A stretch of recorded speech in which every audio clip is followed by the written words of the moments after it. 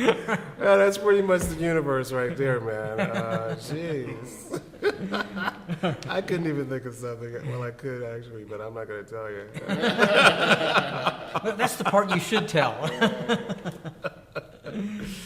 It'll come. It'll probably come out as we talk. Sure. Yeah, but this is a conversation, right? This is a conversation. As I tell people, I always tell them when we're doing these interviews, we edit. We edit, so if you make a little mistake when you talk, if you stumble over a word, we edit that out, no worries. And we try to make it as much like a conversation as possible. Okay. So, yeah. And we're going to use little bits and pieces. So, Right. and then we'll be careful. Yeah, I'm not as worried about you. I need Chris to make me pretty. Yeah, you look good. I can tell you that. Yeah, make me pretty now. Got a lot to do. Okay, I tell you what then, if we're rolling, Cal, if you're ready, I think we're ready. All right.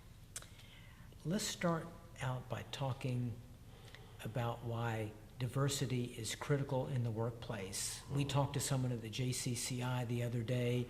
They've done surveys. They say diversity actually helps a city's economy. Tell me about that. Tell me why it's critical to have diversity in the workforce. Mm-hmm. Well, you know, I'm going to even go a little bit deeper when we talk about diversity as a buzzword in corporate America is being really kind of segued out, because we can look at that in a couple of ways.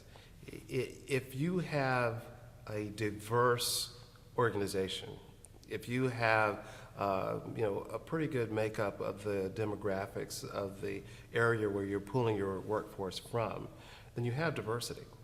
You have a diverse workforce.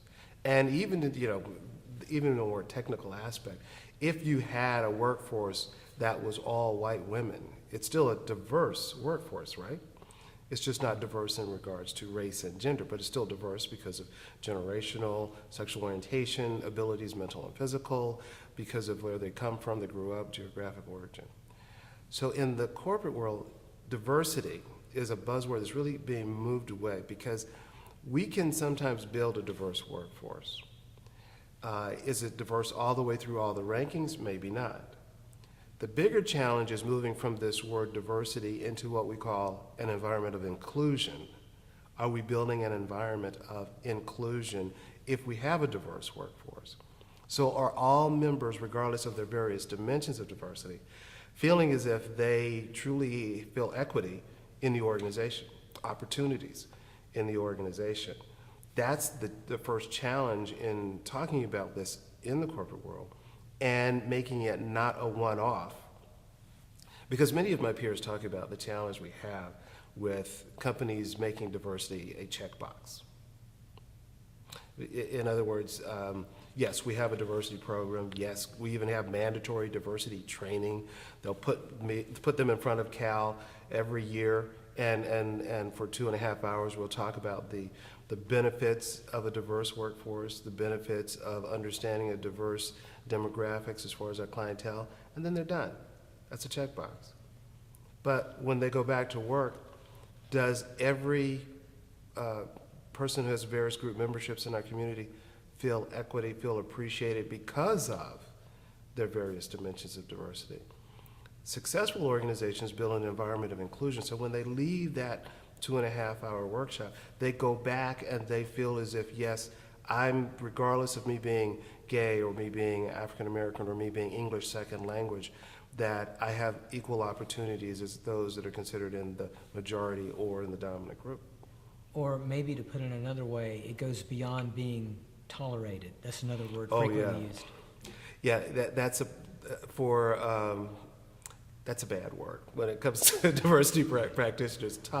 Because back in the 70s, I think when more women came into the workplace, more people of color came into the workplace, that was the cry of how we'll bring fairness into the workplace.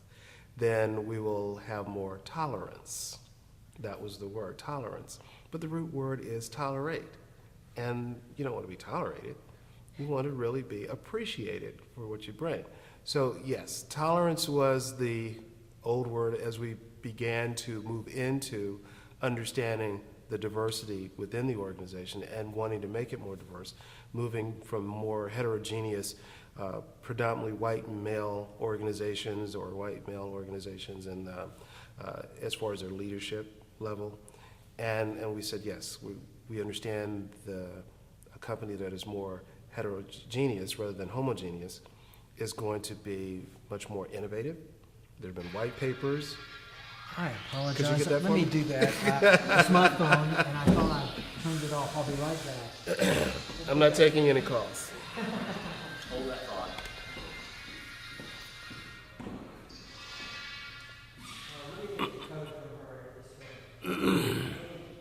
How we doing?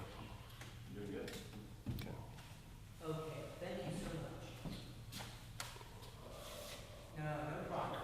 Okay, Let me give you a card before you leave. Okay, please.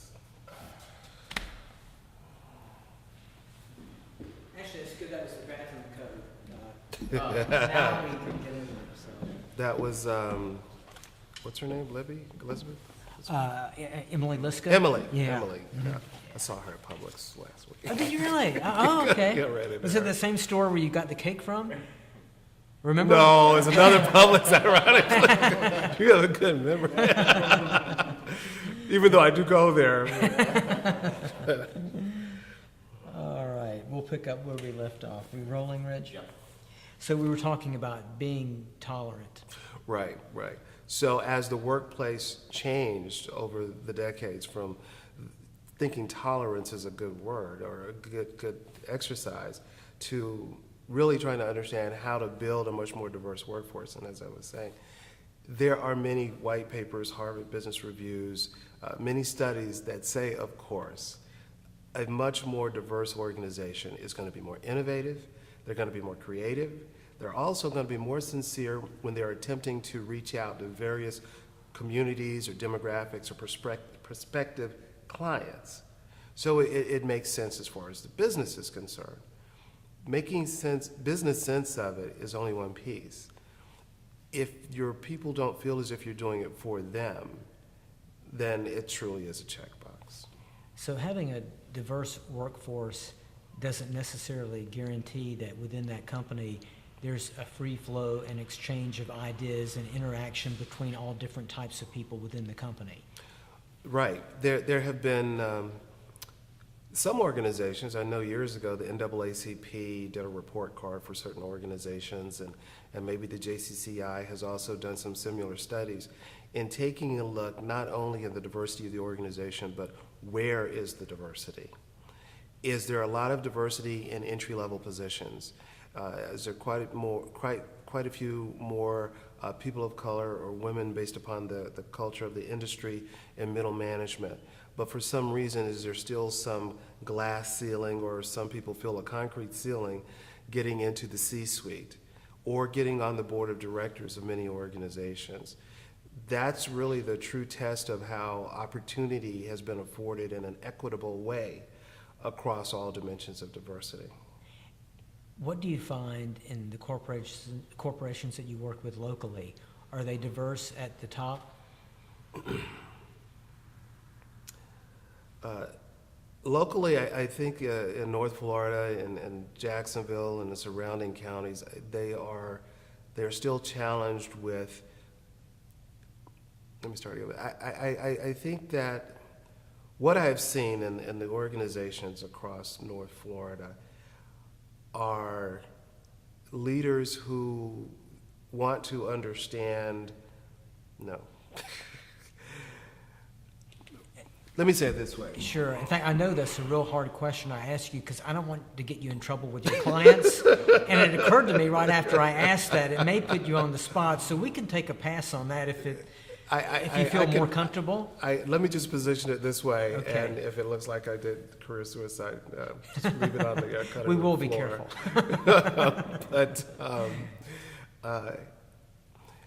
many organizations that I contract with will contract with me, meaning that they do want to do something around diversity and inclusion. That's why I may get a call. When we attempt to get into this work, it is difficult for some who have been in a dominant group membership, as we call it, and having the difficulty of understanding their own history, experiences, and how it then influences how they see the landscape, and they see it as being diverse. When in all actuality, others who say, I don't see as many opportunities from my group membership here. But others may say, oh, but I see this person here, this one here. When we know that across North Florida, there's such a plethora of various communities and dimensions of diversity that want to have opportunities with these companies. Or even from an entrepreneurial aspect, they also want to have a piece of the pie as being successful when it comes to contributing to the economics of the city. And for some reason, they even can't seem to get traction here in North Florida. So I do see that they are attempting to grasp this, and I do see some difficulties when their own biases says, oh, I think we're doing a great job. Why difficulties in Jacksonville when other places, correct me if I'm wrong, don't seem to have as much problem with this? I think that's also a kind of a misnomer. I do believe that many urban cities do have a similar challenge. There are pockets where there are challenges. New York is always thrown at me when we're talking about how we're not as progressive as New York City, because in New York City I could be with Puerto Ricans over here, I could be with Chinatown with Asians over here, and so I don't see that here. But I can tell you this, I mean, we do know that there are pockets of New York where even though you may walk through Little Italy, there are certain areas where persons of color do not feel safe. So yes, there are parts of North Florida that we seem to give a name to that certain groups should not be safe. So it happens everywhere. When you're in it right here, we have our issues, and I think that I am from the South. I was raised in a small rural town in Georgia, and so during the 70s, and I understand how far we have progressed. And yes, we do have this kind of stereotype, this thing hovering over us, that it's more prevalent here. I do think that there are people who feel more comfortable to be overt about it here. I think that's what you're seeing, Bill. I think that others have the ability to be more covert about it in Philadelphia or even in Los Angeles. But there are issues where those in the dominant group membership or those who are in a comfortable place try to remain there.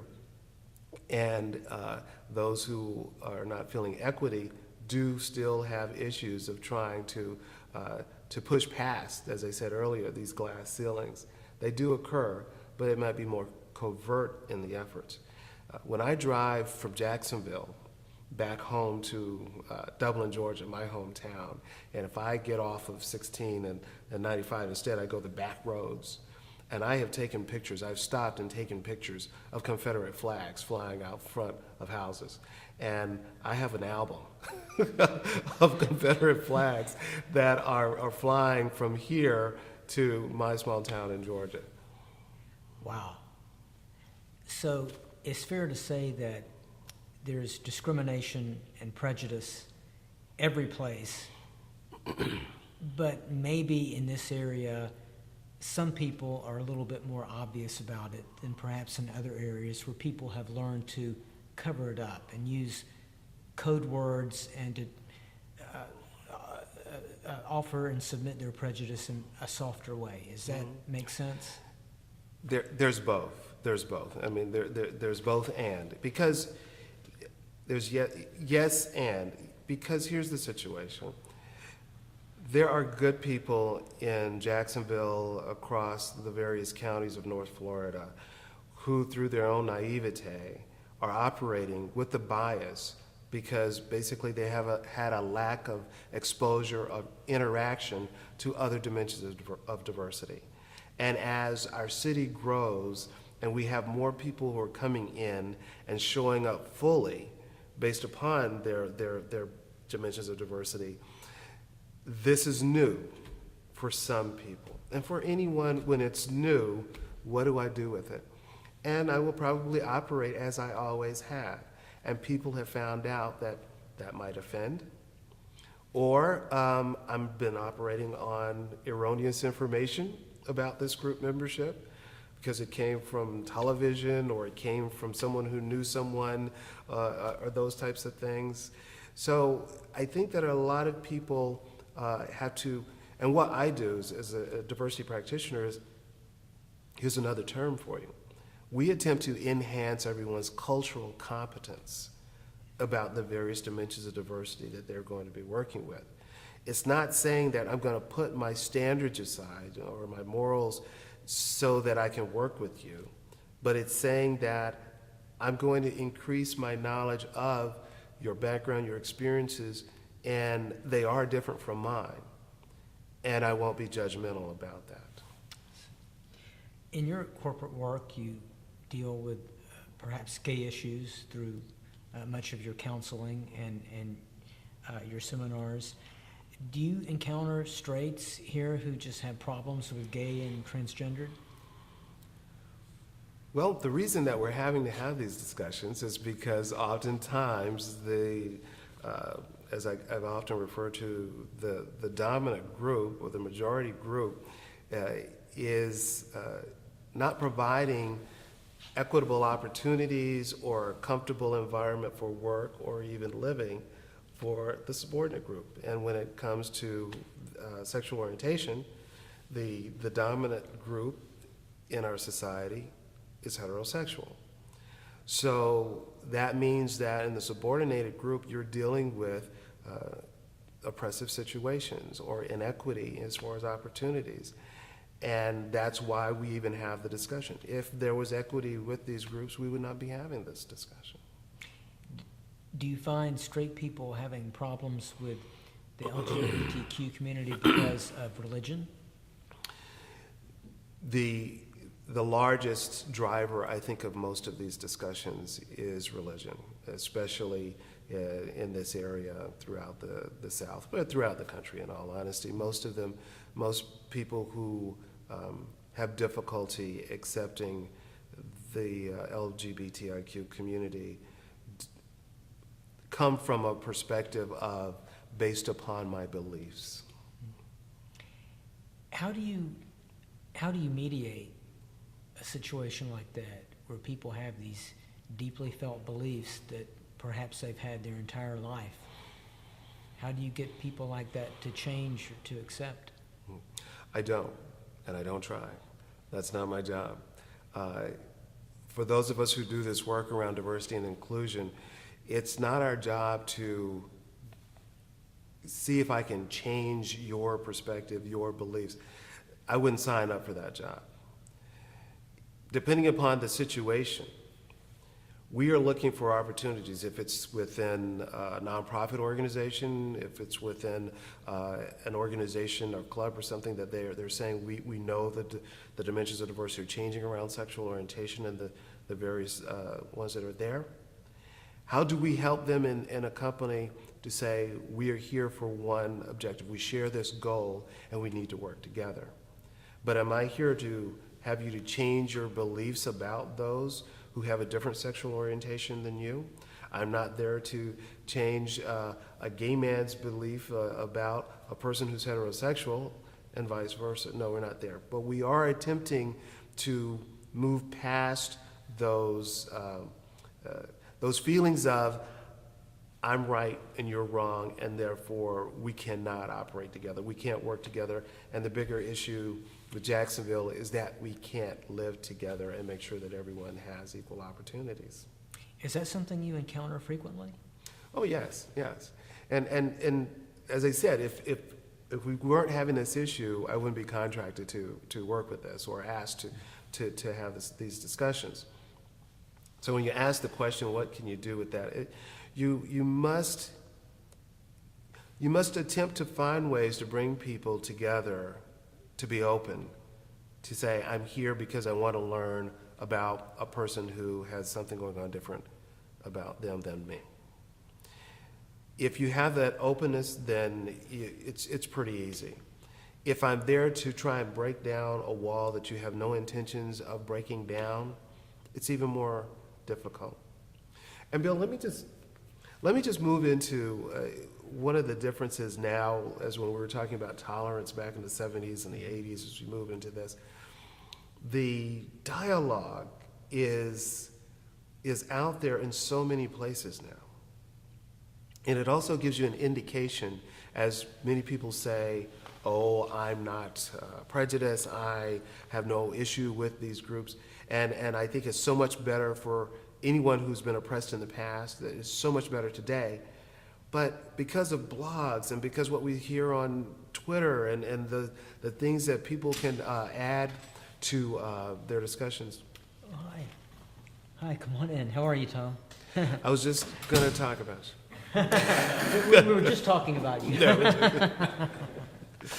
Good to see you. You're talking about Twitter and Yeah, what I blogs. was saying is there are so many opportunities now for people to anonymously or from their living room with safety of not being, attacked, to attack others. There's too many opportunities, and that's what keeps this very visceral dialogue going. That's the challenge, because we can be in a setting and everyone's saying, okay, I understand and I accept. But when, General Mills does a Cheerios commercial about a mixed race family, and they had to shut down the comments on the YouTube because they were so angry and just so toxic about a beautiful little girl wanting to make sure that her daddy is there forever and ever. That says a lot about what is going on when I mentioned covert. And those people who sent those texts or responded on YouTube are probably talking with you at the water cooler. And they do have this belief. And those biases are going to show up. Is there an opportunity for a new position or for me to move or visibility with a project? Who do I get? And if I have a juxtaposition in regards to how you feel about that, it influences their decisions. It influences their behavior.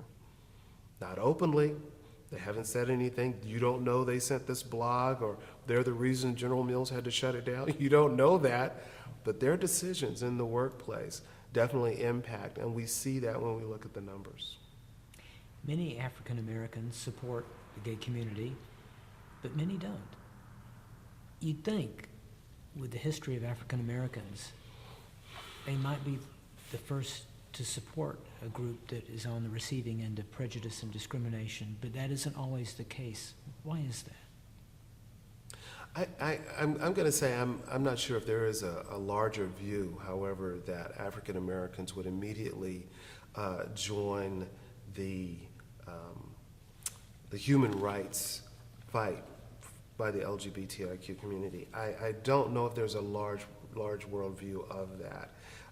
Yes, there is the theoretical conversation that fighting for human rights by African Americans seems very similar even to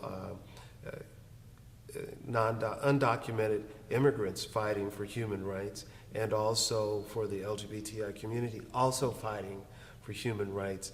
However, it is the template of fighting for human rights. It is not necessarily the same causes, so to speak. And within the African American community, based upon, once again, as we mentioned, their beliefs and understanding their culture and how being gay has shown up within that community, that comes along with how they see that human rights fight.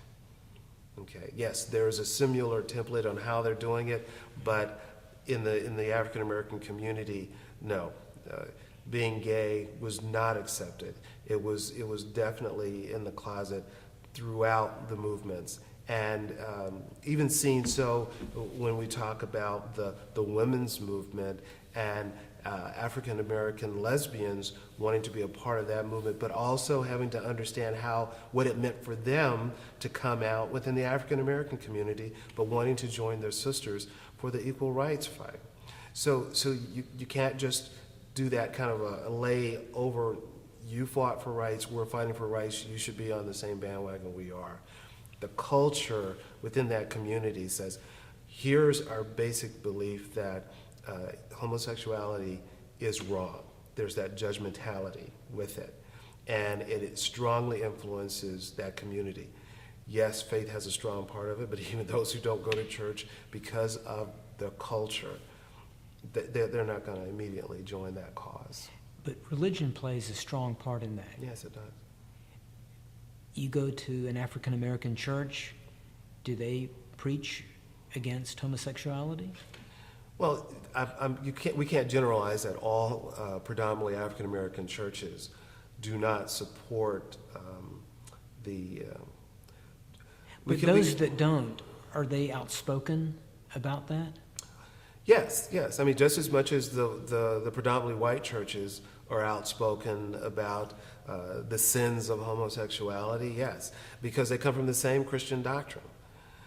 And then you overlay, coming from a white culture, or geographically, is it middle America or if it's southeast, and then you add on to it the race, or the ethnicity of that church. So all these various dimensions, as I like to use the term, the board is always in play. Because if we're talking about this cause, those various dimensions of diversity are going to impact on how they are going to react to supporting equity for the LGBTI community. So yes, there are quite a few from the pulpit who say that they're going to pray for the sinners, but they do not condone the sin. Is there any way to compare the opposition in the black community to the opposition in the white community? Do you see more or less, or is that just not? No, I don't think we can compare that. I think once again, if we're trying to move away from too much segmentation, especially when we're talking about race, I would not say that. As I said, there's so many different layers that you can put on that, and especially when it comes to faith. Because there have been, there are Unitarian churches that are predominantly white or predominantly black or very well mixed or very diverse, who have a much more progressive and more supportive role when it comes to the LGBTI cause. But then you have to think about the primitive Baptists and the Southern Baptists and where are the Lutheran churches and where's the AME.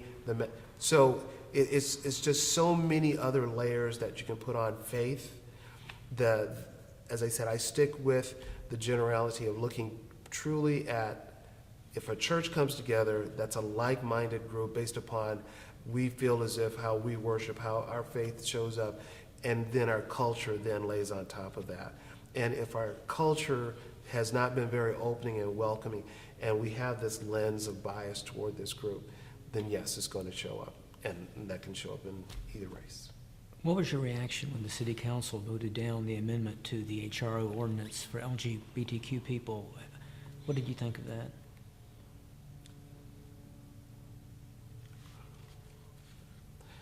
When I went to the public hearings and I was listening to the city council, and I wanted to come to the mic and once again say how important it is for Jacksonville to be looked at from a global eye as a progressive city. I wanted to be a citizen of a city that showed progress by accepting something that to me was just obvious that was needed. As I kept hearing others reach the mic before me and the questions that I was hearing from the council, my comments changed. When I got to the mic, I was going to ask, when I got to the mic, I was going to say, I don't feel as if the council is culturally competent to actually discuss the ordinance. I'm hearing questions that gave me the feeling, once again, they have had little exposure to this topic, to the members of this community. that they are supposed to be serving, very little interaction and understanding.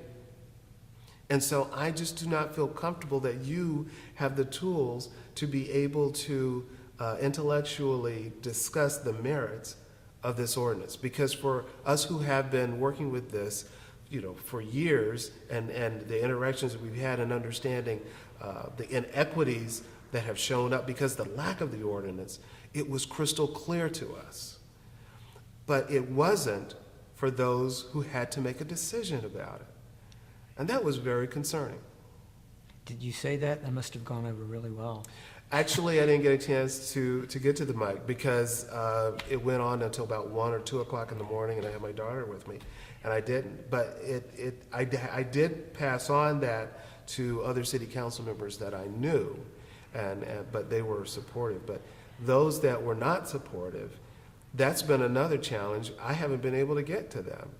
I have made numerous calls to city council. I've sent emails to some of them, and I get no response back. I don't know why it's difficult for me to get to them as a voting citizen. And I think as a person who would be considered maybe a subject matter expert around this, I gave a person my card. Her assistant said, "Oh yeah, we've got it." But I could tell by the response was, "We don't really need it." Once again, I'm concerned, what are they doing to increase their own worldview? Or are they operating only from their own biases or from only the voices of their constituents that are against it? And that's another big challenge.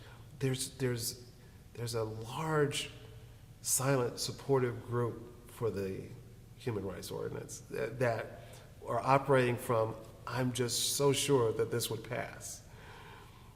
And those, it might be even a smaller group that are on the fringe who say it shouldn't, but they are very loud. They are very loud, and that's who the council's hearing. But the council you've contacted, they don't return your calls? No, They don't answer your emails? no. No response at all? I've had no response. I haven't even got a form letter from my emails to City Hall. What councilman, who did you contact? I don't want to say. Okay, but more than one, I take it? Yes. Have you tried My to, councilman and a council person at large. Yes. and nothing? No. You trying to talk to the mayor? No.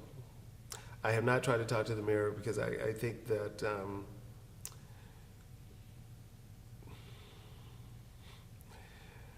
Bill, you're killing me.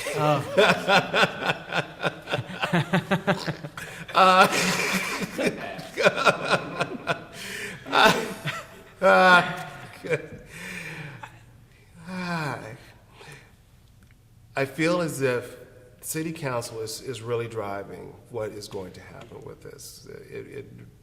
I think if we can get it past city council, then the administration will be supportive. And not to push this further, I don't want to get you into too much trouble here. But so far, the mayor has said virtually nothing on this. You have to be, don't let me put words in your mouth, you've got to be disappointed. And